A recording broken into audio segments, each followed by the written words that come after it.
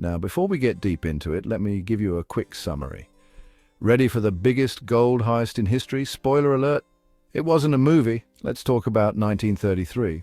The Great Depression was in full swing, and the American dream looked more like a recurring nightmare.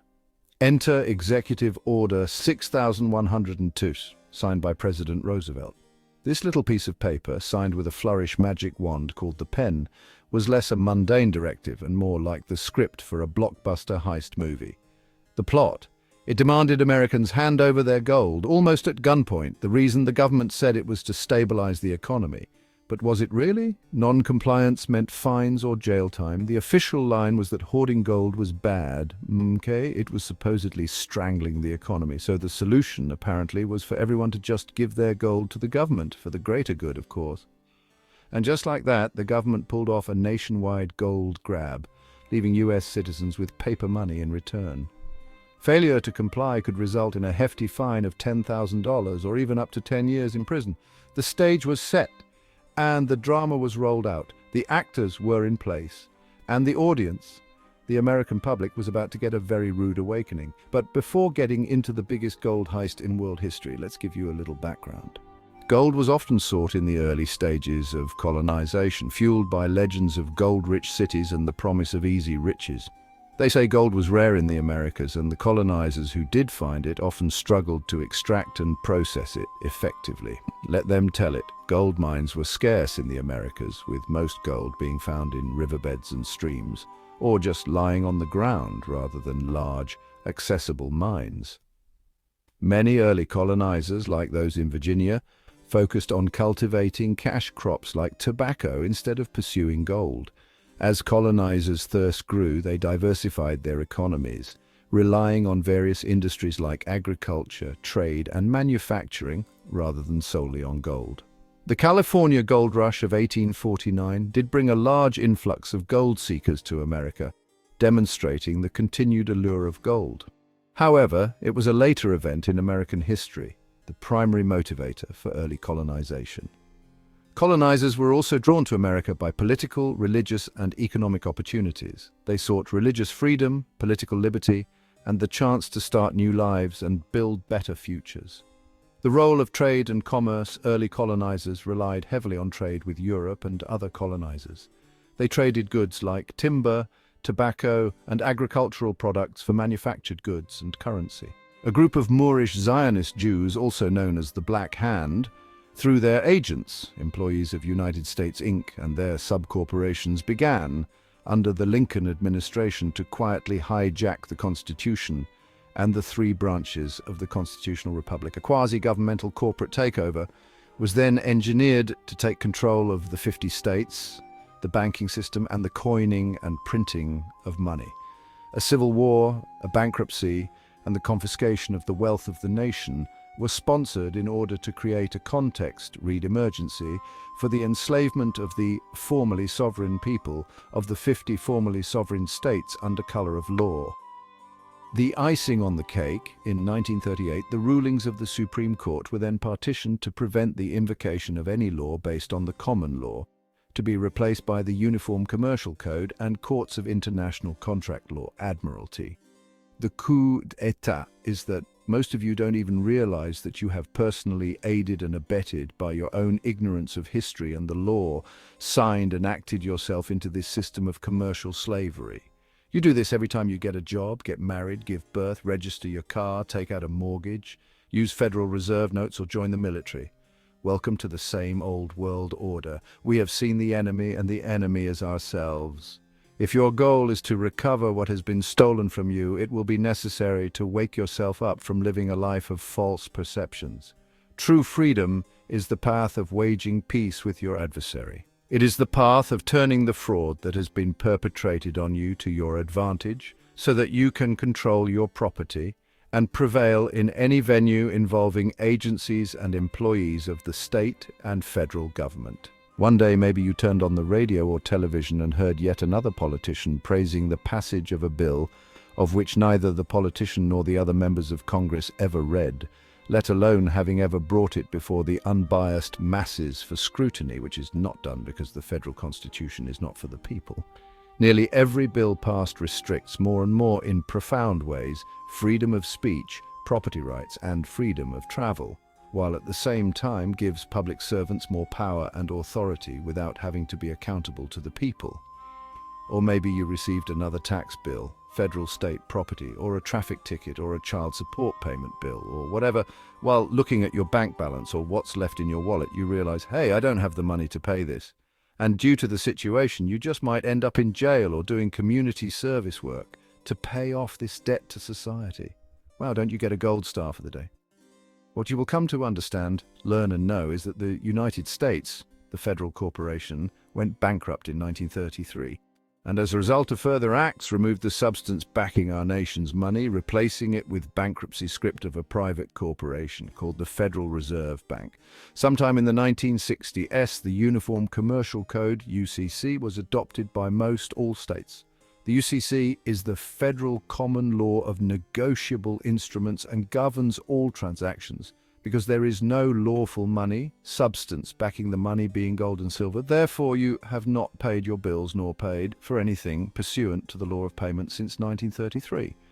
All you have ever done is discharge the debt until a future time, but you have not obtained title. The government, because of going bankrupt, had to finance its operation to survive, and it needed to do so because it can only tax what it creates.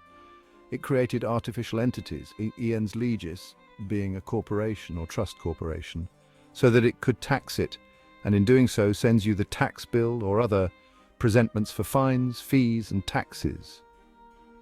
In operating this scheme against you, you think the presentment is in your name. The government has divested you of your rights, titles, interest, property and wealth by and through an undisclosed and non-disclosed commercial program to rape, pillage and plunder the American. Some believe that this country, without the guidance and help of Almighty God, as a nation is doomed. That might be true, however. For evil to prevail, good men do nothing. We, like so many other civilizations before us, may have left our first love. For it is said in Scripture, Enlil said, "Thou shalt not have any other gods before me." That's all well and fine, but when one is compelled to honor Caesar and his private corporate rules, regulations, and statutes to support his de facto bankrupt corporation. Under democratic socialism, today called the federal and state governments, it's a little difficult except in your private prayer room closet to recognize by prayer or otherwise your creator God, when out in the federal fictional world there are many gods to distract the people. Between 1916 and 1933, most of America's gold was rounded up by the privately owned Federal Reserve banks and shipped off to the Fed owners in England and Germany. The reason for this was that Federal Reserve notes could be redeemed in gold, and the use of Federal Reserve notes carried an interest penalty that could only be paid in gold. The American people were defrauded into trading their gold for worthless paper with green ink on it. Our previous currency, United States notes, carried no such interest requirements, but such was the bargain that came with the Federal Reserve notes.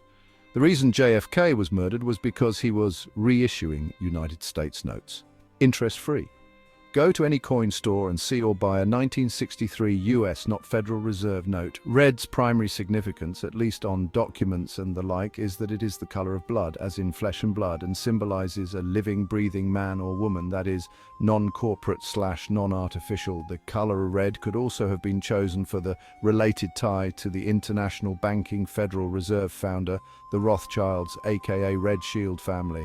The Rothschilds are the trustees, frontmen for the Black Hand family, who are the Sardinian Moorish Zionist Jews. Sardinia was primarily Sephardic, meaning their ancestors originated from Spain and Portugal. Sardinian Moors, also known as Sards, are the indigenous inhabitants of the island of Sardinia, which is an autonomous region of Italy. They are one part of the Black Hand, who used the Roman Empire and their sick him dogs to conquer the world. In the context of a dog, sick him means to order the dog to attack, pursue, or set upon someone or something. It's a command used to incite the dog to an aggressive behavior. Also keep in mind about the canine and the Canaanites, as a phonetic spelling of canine. This is the most prevalent meaning, especially in relation to police dogs or working dogs, also known as canine units. The K sounds like K and the 9 inches sounds like 9, together forming canine. This abbreviation became popular in law enforcement and military settings to refer to dogs trained for specialized tasks.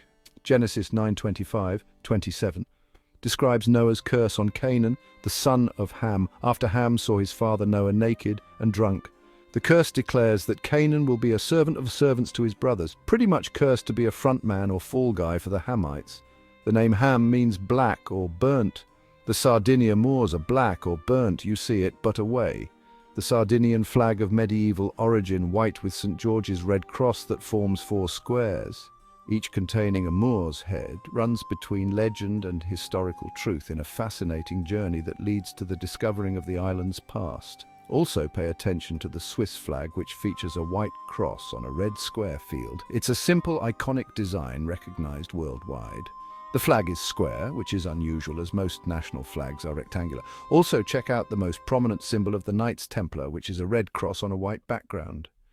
This emblem, often displayed on their mantles, represented the order's dedication to defending Christianity and willingness to die for their faith.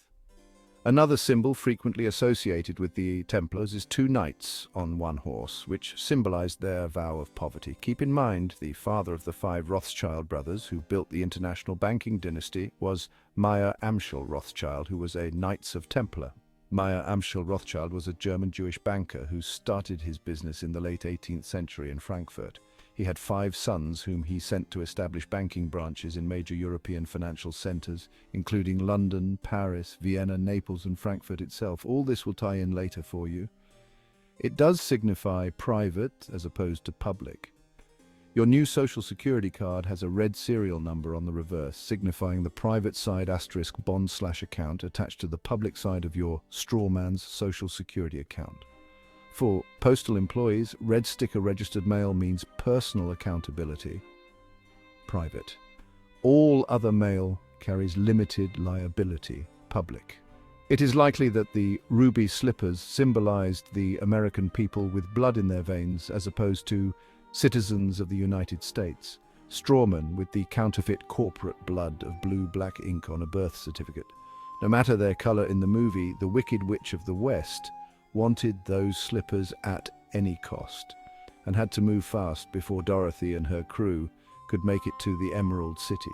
The Gold Standard Act of 1900 was a law that formally placed the United States on the gold standard, making gold the sole basis for the nation's currency. It required that all paper money be backed by gold reserves and that the value of $1 be fixed at 25.8 grams of 90% pure gold, around $20.67 per ounce. This act also mandated that the Treasury maintain a minimum gold reserve of $150 million.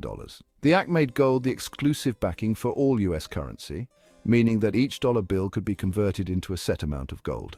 The act set a specific weight of gold for $1, effectively fixing the price of gold at a certain amount, the so-called gold reserve requirements. The Act mandated that the Treasury maintain a substantial gold reserve to ensure the convertibility of paper money into gold. By linking the value of currency to a fixed weight of gold, the Gold Standard Act restricted monetary flexibility and limited the government's ability to adjust the money supply. The Gold Standard Act was passed on March 14, 1900, and the United States officially abandoned the gold standard on April 20, 1933. While the act officially ended silver as a currency standard and established gold, it was later abandoned during the Great Depression. The United States did not completely abandon the gold standard until 1971, when President Nixon ended the convertibility of US dollars into gold. The 1913 Federal Reserve Act established the Federal Reserve System, which is the central bank of the United States. President Woodrow Wilson, on December 23, 1913, as the director of the new movie called the Federal Reserve Act, used his magic wand called the pen, and it was signed into so-called law and aimed to create a more stable and flexible monetary and financial system. The act provided for the issuance of emergency currency, established the Federal Reserve Board.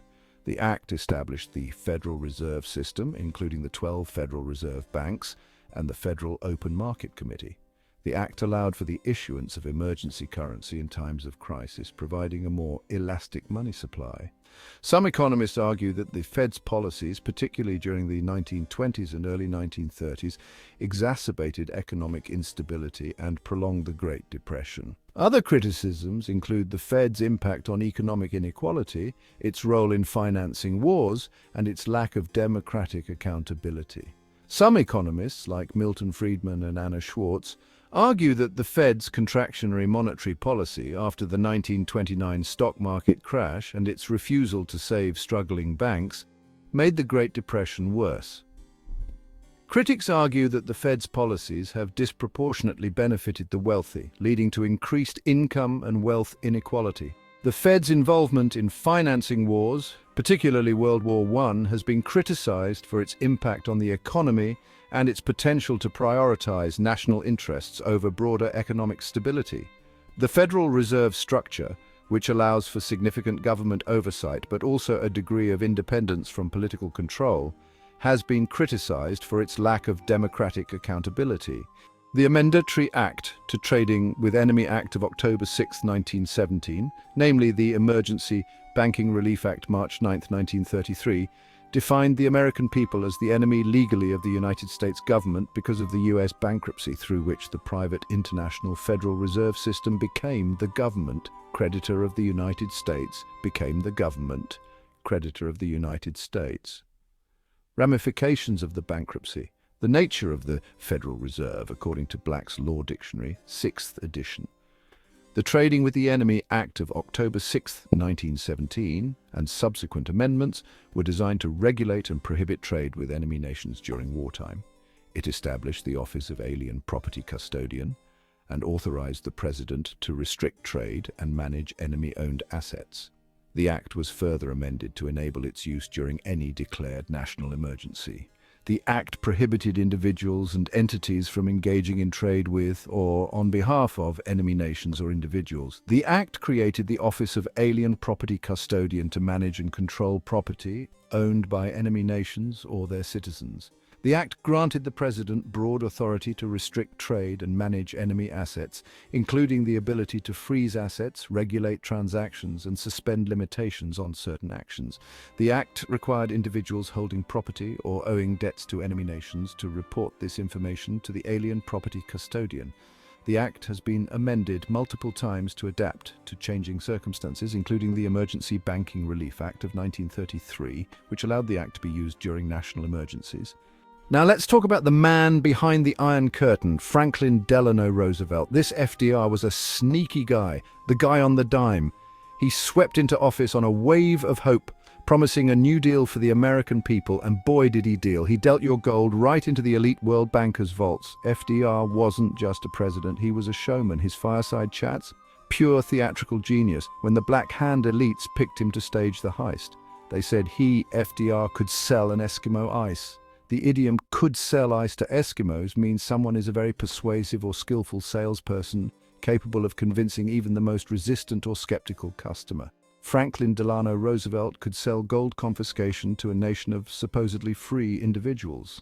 FDR, with his Freemason and Shriner connections and his undeniable charisma, signed Executive Order 6102. He was, in essence, greenlighting the biggest gold heist in world history, all under the guise of national salvation.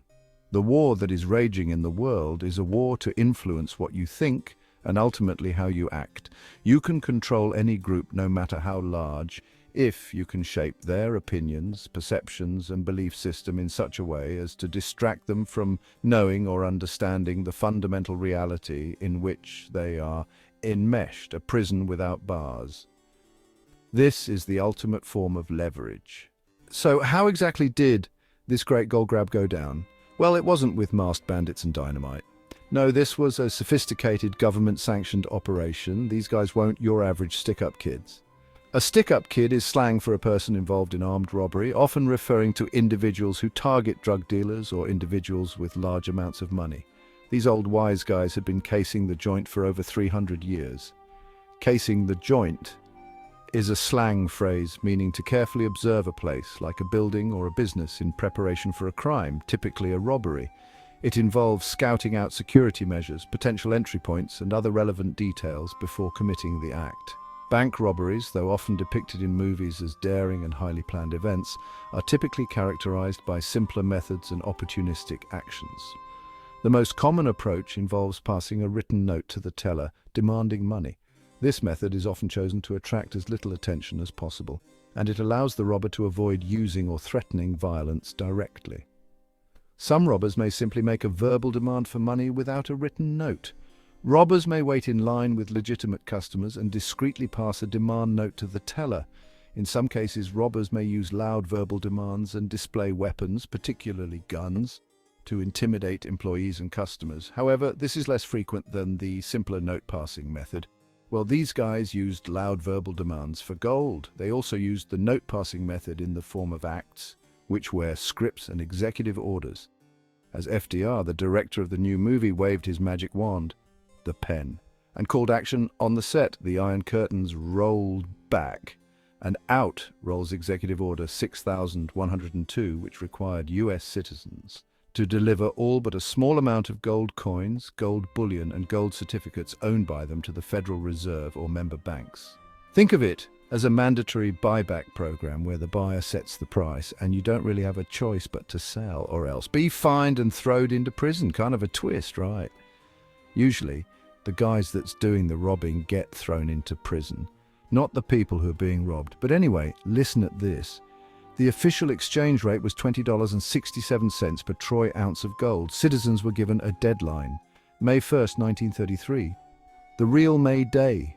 Hand over your shiny, tangible wealth, and in return, you'll get these lovely paper dollars. It was a classic bait and switch performed on a national scale. People who had prudently saved in gold suddenly found themselves branded as hoarders and enemies of the state. The government wasn't just asking nicely. This was an order, backed by the full force of the law with guns. This was threat, coerce and coercion. A threat is a declaration of an intention to do something harmful or unpleasant to another, while coerce means to compel or force someone to do something, often through threats or intimidation. Coercion is the action of compelling someone to do something, especially against their will. It often involves threats, force, or intimidation. And then the real kicker.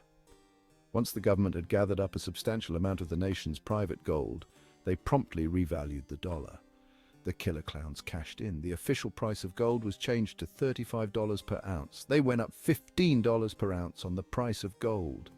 It was their cut from the Black Hand families for pulling off the biggest inside job ever, the biggest heist in world history. Man, what a hustle. The Emergency Banking Relief Act of 1933, passed on March 9, 1933, was a crucial piece of legislation enacted during the Great Depression to stabilize the nation's banking system and restore public confidence. The act came after a period of widespread bank runs and the declaration of a bank holiday by President Roosevelt. The act formally legalized President Roosevelt's declaration of a bank holiday, which had temporarily closed banks across the country. It significantly expanded the president's authority over the nation's banking system, giving him the power to restrict banking operations and regulate currency. The act empowered the comptroller of the currency to restrict the operations of banks with impaired assets, ensuring stability in the financial system. It authorized the Federal Reserve to issue emergency currency, which helped alleviate shortages and restore confidence in the money supply. The Act also provided for the Reconstruction Finance Corporation, RFC, which was tasked with providing capital to struggling financial institutions. The Emergency Banking Relief Act played a vital role in restoring public confidence in the banking system, leading to depositors returning their money to banks.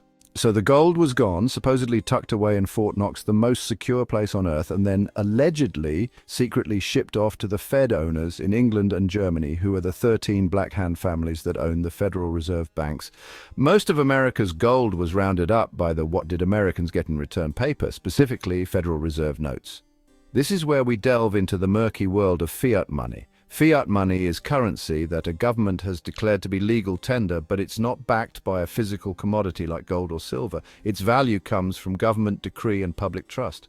Before this grand switcheroo, American currency had a much more direct link to gold. You could, in theory, walk into a bank with your paper dollars and demand gold in exchange. Gold certificates literally stated they were redeemable in gold coin. This link provided a sense of stability and real value. But fiat money, its supply can be expanded or contracted by the central bank pretty much at will.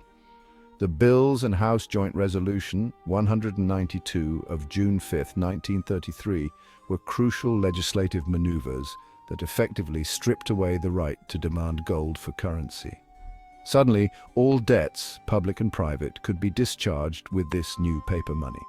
John Adams said, "I'm firmly of the opinion that there never was a paper pound, a paper dollar, or a paper promise of any kind that ever yet obtained a general currency as money but by force and fraud, that the army has been grossly cheated, that the creditors have been infamously defrauded, some closed their shops to prevent being paid off with worthless paper money, that the widows and fatherless have been oppressively wronged and beggared, that the grey hairs of the aged and the innocent, for want of their just dues, have gone down with sorrow to their graves, in consequence of our disgraceful depreciated." Many people considered this a confiscation of their private property, violating the Fifth Amendment's takings clause, which states that private property cannot be taken for public use without just compensation.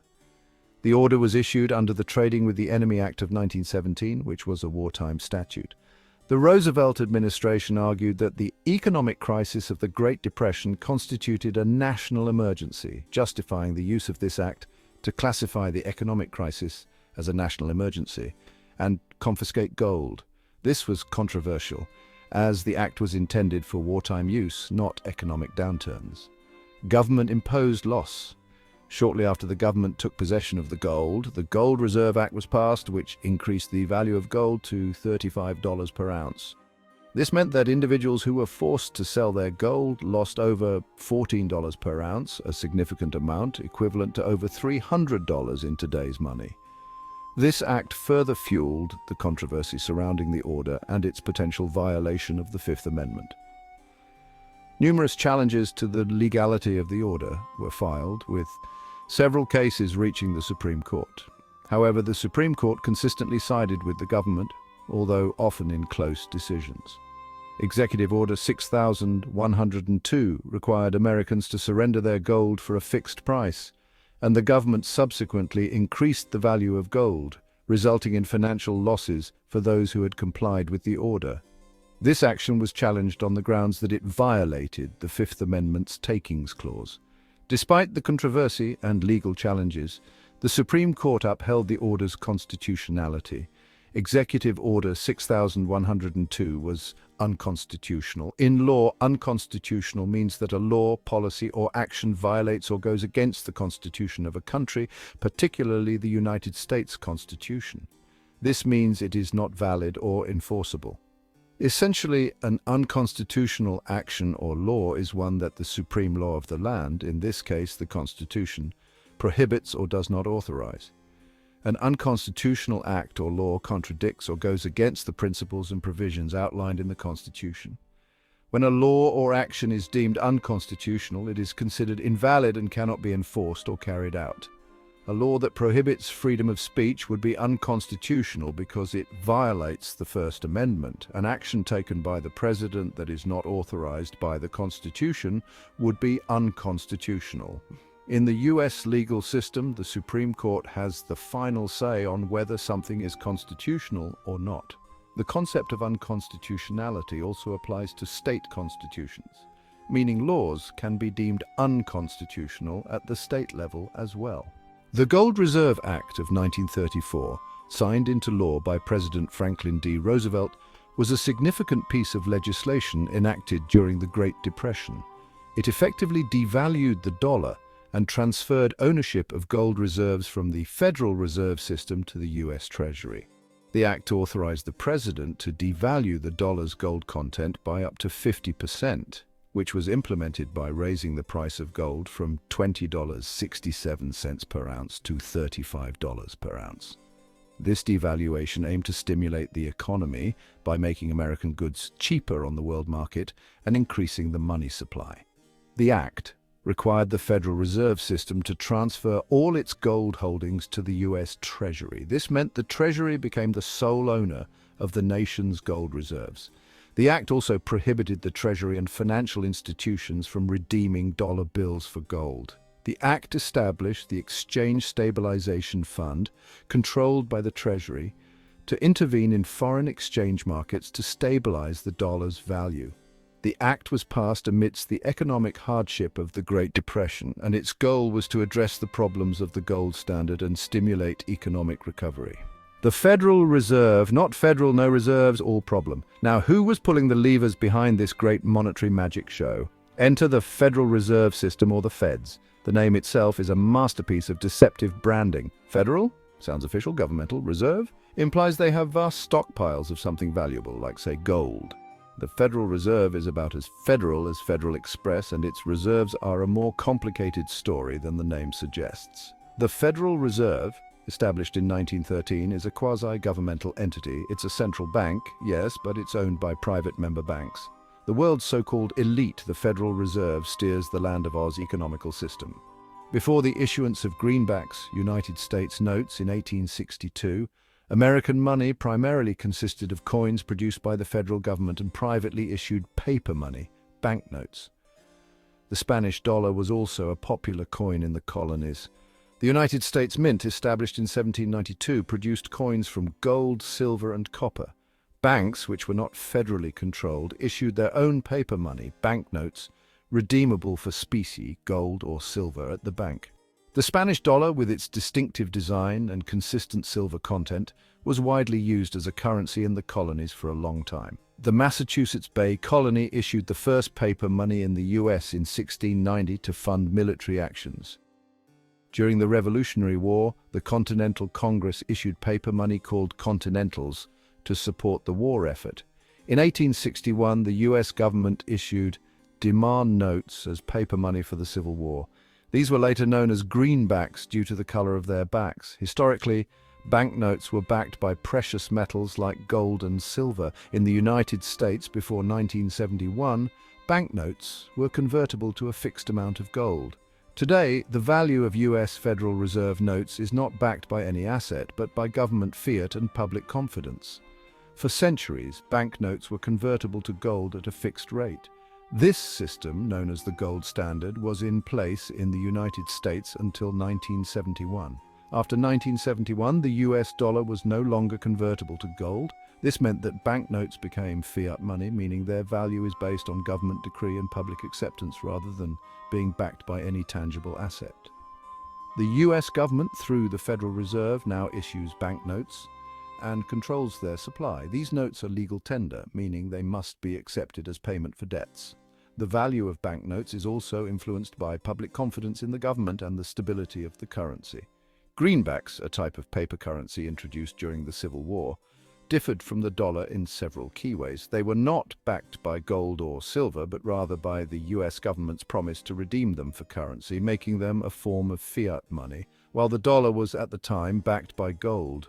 Greenbacks were not backed by gold or silver, unlike the standard dollar currency of the time.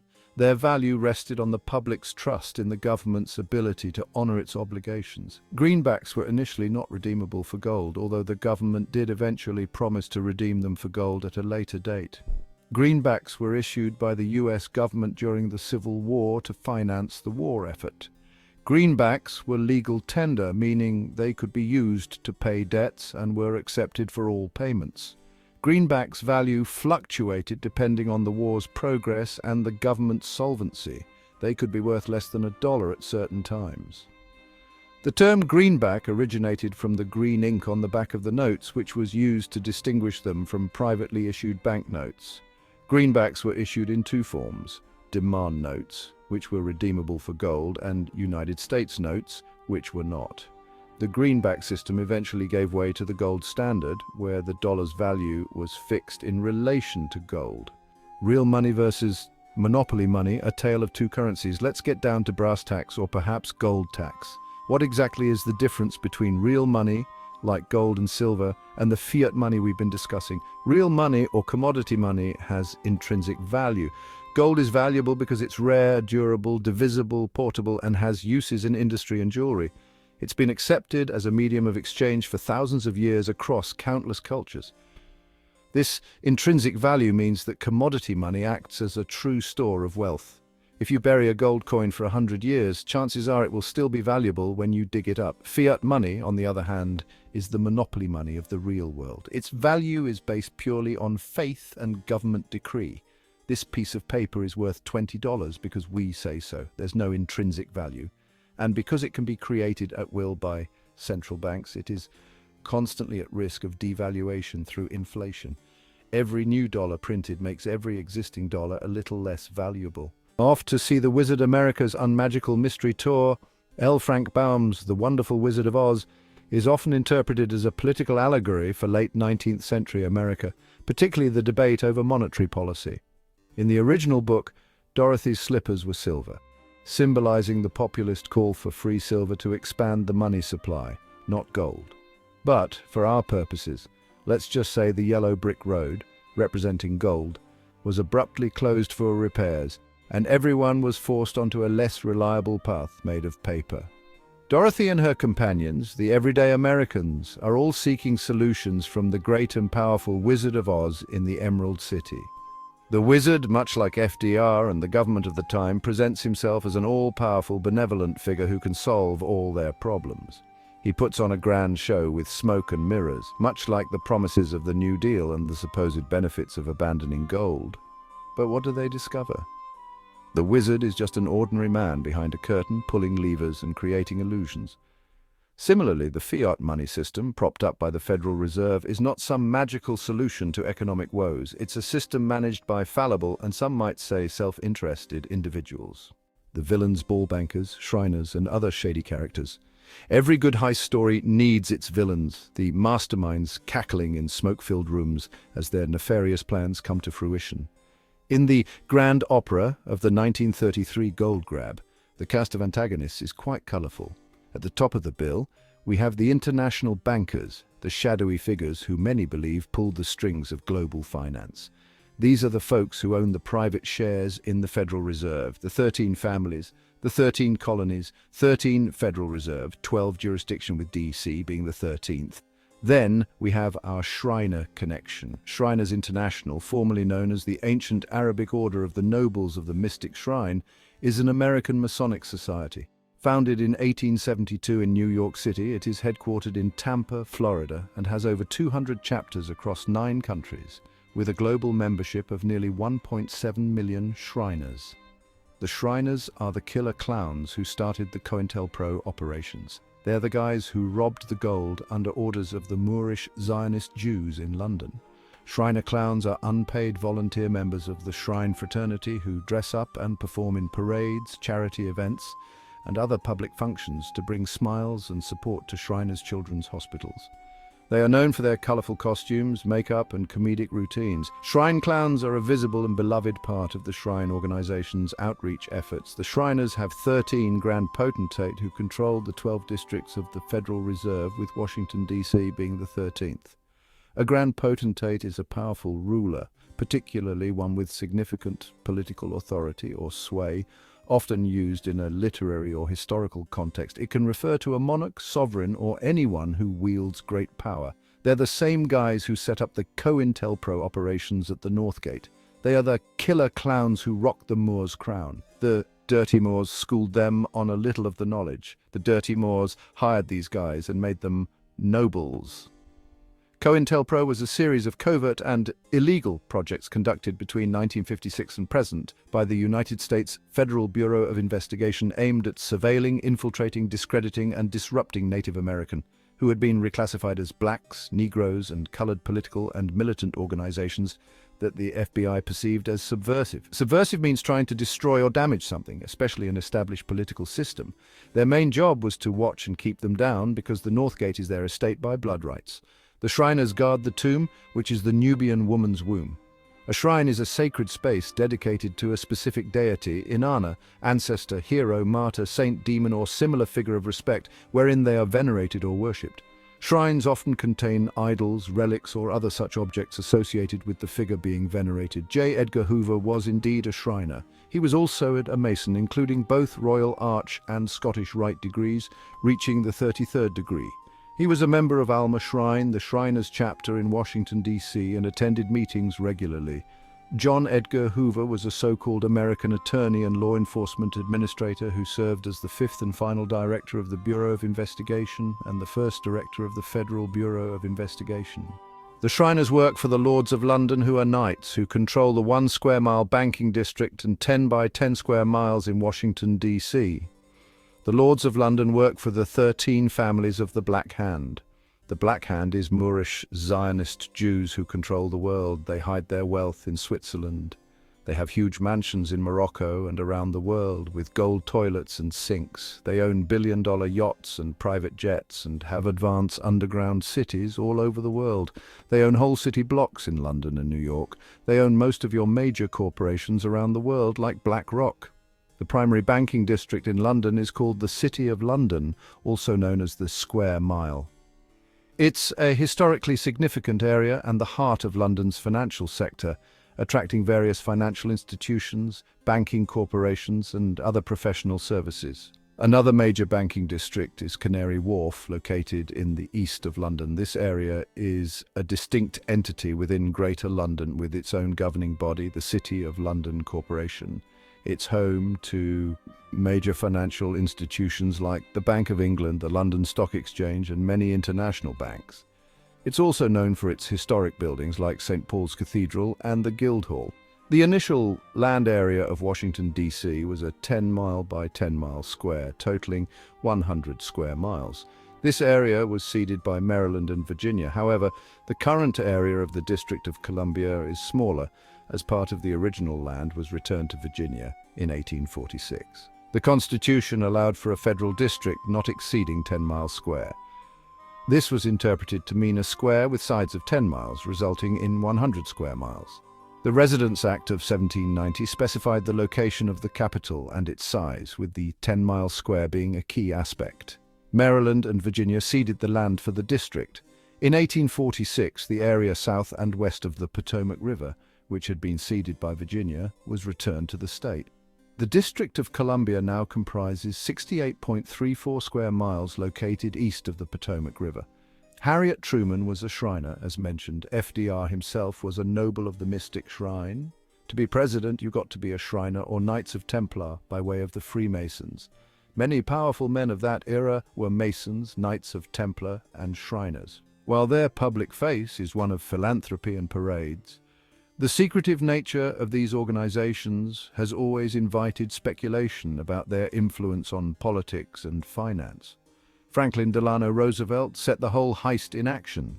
The director, who is the president, used his magic wand, which is the pen, to sign the act, which is a script into action, and the movie begins. The Iron Curtains rolled back as the movie premiered in real time as the biggest gold heist in world history. The aftermath, living in the land of debt and digital dust. So, what happened after the gold was snatched, the paper money flowed, and the wizards of finance consolidated their power? Welcome to the modern economy, folks, a land awash in debt where the value of your savings is perpetually nibbled away by inflation. The long-term effects of Executive Order 6102 and the subsequent abandonment of gold-backed currency have been profound. Without the discipline of gold, governments found it much easier to spend money they didn't have. Deficit spending became the norm. The American citizen, once a saver who could store wealth in tangible gold, became a debtor, encouraged to borrow and spend to keep the fiat economy chugging along. The shift to fiat money also paved the way for endless cycles of boom and bust. Central banks, in their attempts to manage the economy, often misjudge, creating artificial booms with easy money, inevitably followed by painful busts when the bubbles pop. The purchasing power of the dollar has plummeted since 1933. This erosion of value is a silent theft, a constant tax on the working person. Go forth and be a good citizen, subject, do what you are told, shut up and be sure to vote. Within this fictional world of make-believe, the masses are subjected to playing a gigantic monopoly game, where there is no real money and the banker usually wins. What you will come to understand, learn and know is that the United States, the federal corporation, went bankrupt in 1933, and as a result of further acts removed the substance backing our nation's money, replacing it with bankruptcy script of a private corporation called the Federal Reserve Bank. Sometime in the 1960s, the Uniform Commercial Code, UCC, was adopted by most all states. The UCC is the federal common law of negotiable instruments and governs all transactions. Because there is no lawful money, substance backing the money being gold and silver, therefore you have not paid your bills nor paid for anything pursuant to the law of payment since 1933. All you have ever done is discharged the debt until a future time, but you have not obtained title. The government, because of going bankrupt, had to finance its operation to survive, and it needed to do so because it can only tax what it creates. It created artificial entities, ens legis, being a corporation or trust corporation, so that it could tax it, and in doing so sends you the tax bill or other presentments for fines, fees and taxes. In operating this scheme against you, you think the presentment is in your name. The government has divested you of your rights, titles, interest, property and wealth by and through an undisclosed and non-disclosed commercial program to rape, pillage and plunder the American. The people, due to the bankruptcy and commercial law in place that allows the people, as the sovereign power, in their secured party and creditor capacity to discharge all the fines, fees, taxes, judgments and debts, take control of all the property. Because there is no other way today to pay the debts, as there is no lawful money, your status was changed to debtor slave on the plantation for the financial benefit of corporate government. It is said that the love of money is the root of all evil. Again, that might be true in some cases. Obviously, in today's society, people scramble for what they think is money to pay the bills and live in what they think or hope is a comfortable way of life, for it is all they know. Our so-called leaders, in their lust for power and money, have sold our fathers, ourselves and our children, our posterity, to the Loth generation, into bondage. Today, every man, woman and child owes $1,000 to the national debt.